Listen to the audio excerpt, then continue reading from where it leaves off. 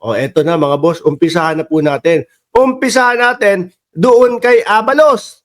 Ano po? Alam niyo naman po, unang pangaharas ng mga Duterte ang pagsasampa ng patong-patong na kaso dito po sa dating secretary mga kababayan na si Benhur Abalos. Ito, talagang yung ano nila, yung reklamo nila wala sa lugar no. Ito po ay nagmula pa mga kababayan noon pa hong paghuli o hinuhuli pa po si Kibuloy mga bossing. O eto po. Ano ang paliwanag ni Abalos sa kanyang kontrasalaysay na isinumite sa DOJ? Ella, basically, sinasabi ni dating DILG Secretary Abalos ay wala namang basihan ang mga reklamo ng dating Pangulo. At kaugnay niyan, kanina ay naghain na nga ng counter-affidavit o sagot si dating Interior Secretary Abalos sa Department of Justice. Kaugnay ito sa patong-patong na reklamong isinampa sa kanya ni dating Pangulong Rodrigo Duterte. Nagugat ang reklamo sa panahon ng pagsisilbi ng warrant of arrest kay KOJC Leader Apollo Kibuloy sa Yan yung sinasabi ko sa inyo mga kababayan. Yan yung totoong pamumulitika mga bossing. Ano? Yan yung totoong pamumulitika. Bakit? Wala naman talagang basihan yung kanilang mga reklamo. Walang basihan yung kung ano-anong mga pinagsasampang kaso nila kay Benhur Abalos. Biruin nyo naman mga bossing, no?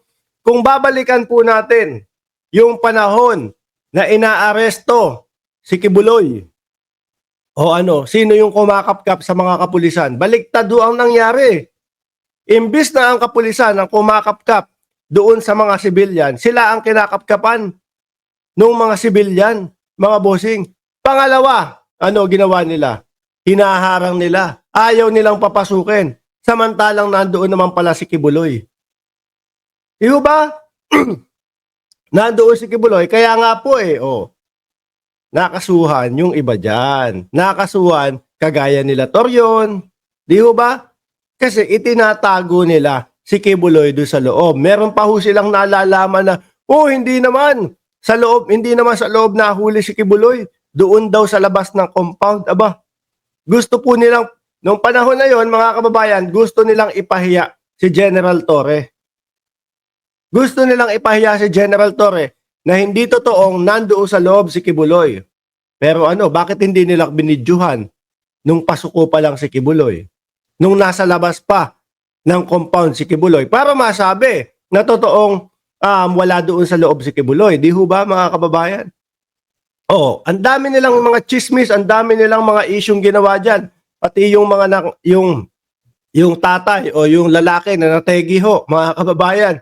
Palabas nila, 5 yung nategi, pero isa lang pala. At dahil po na kumbaga inatake, hindi naman po kasalanan ng mga kapulisan natin noon.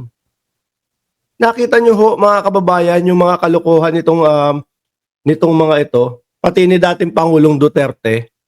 Sabi ni Edmundo Milana, si Piatos malapit nang mahuli. Ma'am Chris Rowe, shoutout po sa inyo at Just Vincent. Di ho ba? Malinaw na panggugulo sa kampanya ni Secretary Abalos. Sure win na kasi, baka kung hindi number 1 yan, number 2, number 3, number 4. Pero nasa top 5 lang ho yan. Si Secretary Abalos, mga kababayan. Diyos ko tong mga Duterte ngayon, Davao City.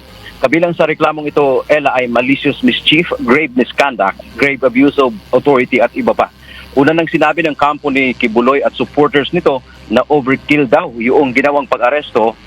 Sila lang ho yung nagsasabi noon mga bossing. Yung sinasabi nilang overkill, binase po nila yan kasi 2,000 kapulisan yung pinapunta doon sa kampo ni Kibuloy mga bossing. Ikaw ba naman?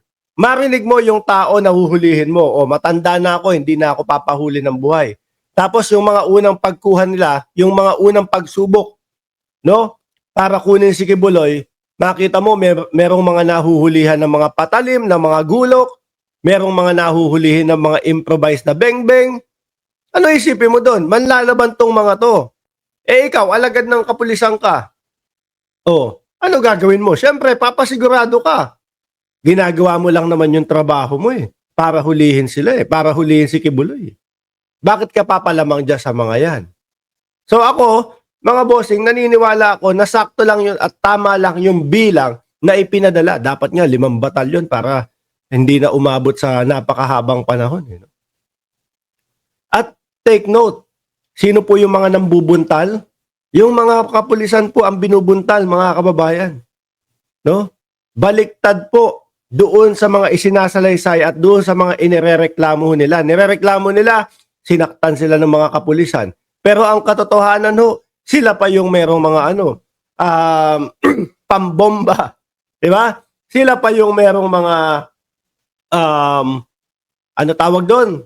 Fire truck na ginamit para bombahin. Sila yung ang bababoy talaga nitong mga ano nito kay JC no. Sila yung nambubuhos ng mabantot na likido, mga kababayan. At mahilig talagang mga manira. Biruin nyo po, sabi doon sa damay si BP Sara dyan eh. Si BP Sara din naniwala eh. Naniwala o pinupolitical niya lang talaga sila Benhur Abalos. Bakit ho? Yung nagsunog sila ng gulong, no? Nagsunog sila ng gulong. Ewan ko kung turo yan ni Eric. Si Eric na nasa SMNI na NPA. Di ba? Junior Emilio Flores, NPA. Si Eric, yung pagsusunog ng gulong doon sa labas ng KOJC, malamang turo niya yan kasi gawain ng mga NPA yan. Nagsunog sila ng gulong. Ano ginawa ng kapulisan? Nagbomba ng fire extinguisher para maapula yung apoy. Aba, ang pinalabas ng mga mokong dahil daw ho, mga kababayan, tear gas daw ho yun. Biruin mo, sa kanila, inano na nga sila, nagmagandang loob na para sa kanila kasi kapag ka nasisinghot nyo po yung usok ng nasusunog na gulong, masakit sa dibdib ho yun. Baka pwede ka pang magkasakit dahil doon. Binomba ng fire extinguisher. Aba, sabi daw, tear gas daw yung ibinomba, mga kababayan. Pati si BP Sara, nakisakay para lang mamuliti ka. Kaya ito ho, naniniwala ako doon sa isinampa na patong-patong ni dating Pangulong Duterte dito kay Secretary Abalos, mga kababayan. Wala akong patutunguhan yan. No? Ang mas may patutunguhan, naniniwala ako. Yung kaso niya doon sa ICC. Yun ang mas malapit sa katotohanan. Yun ang mas malapit na mangyari at malaki ang posibilidad na pumasok sa oblo. Sa dahig, no? Hindi po sa sahig, mga kababayan. Sa dahig, mga bossing. Tuloy natin. Sa religious leader, dahil sa dami ng mga pulis, sinira ng PNP ang kanilang property tulad ng bakod ng KOJC compound. Ayaw nilang papasukin eh. Magse-serve ng warrant of arrest. Hindi naman lahat. Yung iba naman dyan, karamihan doon sa main gate. Mga kababayan, dumaan. Nakita nyo naman natin, meron pa nga silang mga scanner para doon sa tao. Para ma-detect kung ano yung mga dala. Ang pasukin ito ng mga otoridad. Ayon kay Abalos, walang batayan ang mga isinampang reklamo ng dating presidente. Sa halip ito ay politically motivated anya. Dagdag pa ni Abalos, legal ang operasyon ng mga pulis sa KOJC compound. Ito ay sa pamamagitan ng warrant of arrest na inisyu ng korte laban kay Kibuloy. Ayan. Galing sa korte yun eh. Tingnan nyo, saan din po nahuli si Kibuloy? Sa loob din naman po, mga kababayan. Walang katotohanan yung pinapakalat ng mga DDS na sa labas daw po ng compound. Sandali, may nakita ako dito May nakita ako sa comment section. Thunder XD, Roblox. Hello, si George to, kapit-bahay mo. Aba, nagagalit si Maring George. Huwag kayong maingay dyan. Maring George, shoutout sa iyo. Tuloy. Kung di namin ginawa ang dapat namin gawin, hanggang ngayon si Pastor Kibuloy ay hindi pa na-arrest. Ayun. Correct ko yun ha. Tama po yung sinabi ni Secretary Abalos. Dating Secretary ng DILG Abalos, mga kababayan. Kung hindi nila ginawa yun, ay nako, baka hanggang ngayon po hayahay pa din si Kibuloy. Baka hanggang ngayon po nandiyan pa din po sa loob ng compound si Kibuloy. Di ba Just Vincent at Frozen Soul at Someday? Malamang yan, nakataas pa ang paa, nagkukuyakoy. Kaya sabi ko nga, di ba? Tama lang yung pagpapadala ng napakaraming pulis doon. Una, balak manlaban. Pangalawa, meron silang mga equipment na ipinagbabawal. May mga gulok, merong mga kung ano-ano. Di ho ba?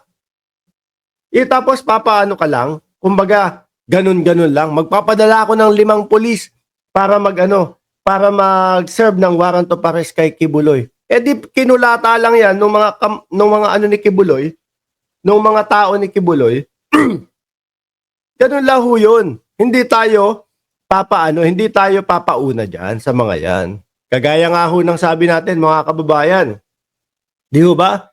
Sabi natin, Mark, ikaw lagi mong topic ang mga Duterte.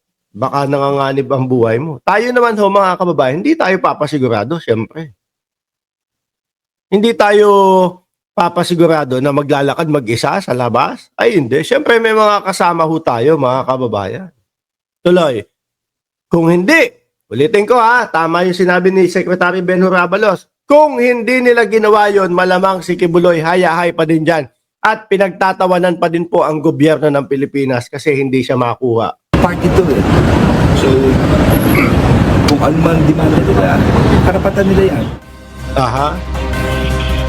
Kaugnay nga niyan, Ella, ay hiningi nga DLG Secretary Abalos sa DOJ na ipawalang dismiss ang mga reklamo laban sa kanya. Yan man ang ating update. Balik sa iyo, Ella. Ang problema naman ho dyan, mga kababayan, kunyari, yun nga, pinawalang bisa, ibinasura yung reklamo ni dating Pangulong Duterte. Sabihin naman niya mga yan, tignan mo sila, no? Mga nasa kapangyarihan po sila. Ano nga ba naman ang aasahan natin dito sa Department of Justice? Walang hustisya sa Pilipinas.